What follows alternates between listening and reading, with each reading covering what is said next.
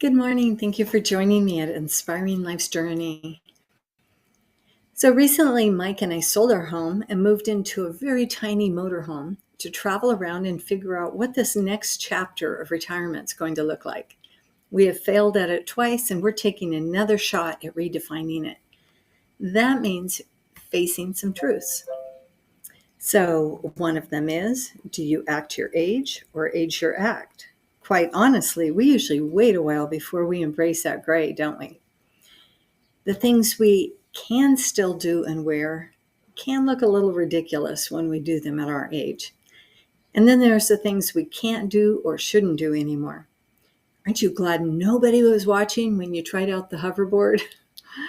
We have time to help others, but sometimes they prefer someone younger, and in many instances, younger looking, as if strong backs and weak minds make better helpers than work smarter, not harder. There are many doors to choose from, but sometimes door A is closed, door B and C are open, but are they open for us to go in or out? We're at that age between photogenic and geriatric legacy photos, much like the wallpaper. We were so determined to keep our children from making the same mistakes we did, they wrote a whole new book of them. I remember the days of calling home weekly to check in. Now, as one friend called it, she just asked her kids to send proof of life. Are you still breathing? In this era, proof of life can also look like playing their favorite video game and checking to see if their avatar has done anything recently. We were so determined that our children wouldn't have to work as hard as we did. And many of them don't know how to work because we did it for them. We were, however, highly successful in teaching them to play hard. We find that common sense just isn't so common. In fact, many young people have way more dollars than cents. Mom and Dad gave them that as well. We weren't great at teaching problem solving. If you do this, the consequences are this. In fact, many times we tried to protect them from the consequences. That's the opposite of teaching. One of the problems with raising responsible children is that they're responsible. They are busy adulting, and daily phone calls from mom and dad are intrusive. We have a lot of advice from them on what we should do, but that's not always what we want to do or what we dream of doing. And at this stage, you either jump into those dreams or you give them up. Oh, to be in our 20s and 30s and have all the answers again. To all the wrong questions, but it was nice to have a lot of answers. And by the time we retire, many of us will finally know the right questions and have the wherewithal to realize they've been in the good book all along.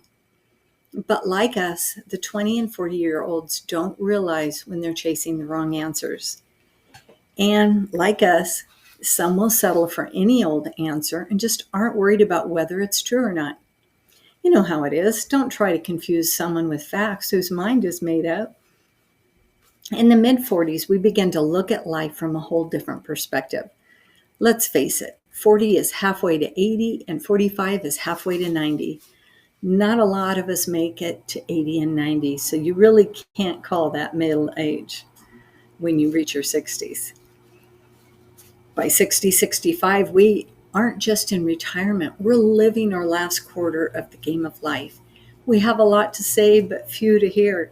Those our age don't hear so well anymore, and the younger generation is just too busy to listen. We want to contribute. We want to have something to offer, not to be put in the cast-off corner. We want to be wanted, not just in the way. We want to celebrate, to focus on the accomplishments of life. Longevity in marriage is not a common event.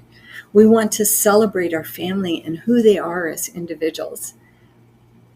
We want to be appreciated and known just like the younger generations want to. But we don't want to be just a generation, a name, or a number. We don't want to be just the one who taught our children to be kind, brush your teeth, and leave things cleaner than you found them, but also valued as a real person who has a lot of life experience and isn't finished yet. The heart wants what the heart wants. But what it wants is not always achievable or good for us. Change is a part of life, and a big part of retirement is seeking what God has in store for this next chapter of life. To be redefined. Our families have moved on, and it's time to let them be them and to seek what new thing God has for us. As Hebrews 11 says, therefore we also, since we are surrounded by so great a cloud of witnesses, let us lay aside every weight and the sin which so easily ensnares us, and let us run with endurance the race that is set before us, looking to Jesus, the author and finisher of our faith, who for the joy that was set before him endured the cross, despising the shame, and has sat down at the right hand of the throne of God. So we take a breath and press on. As long as we breathe, our story is still being written, and God has a purpose for us. The end of that story is not to be feared.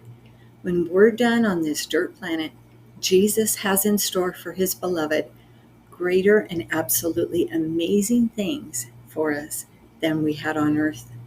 Heaven is going to be a great place. Let's press on, take a deep breath, and figure this race out. God bless you all.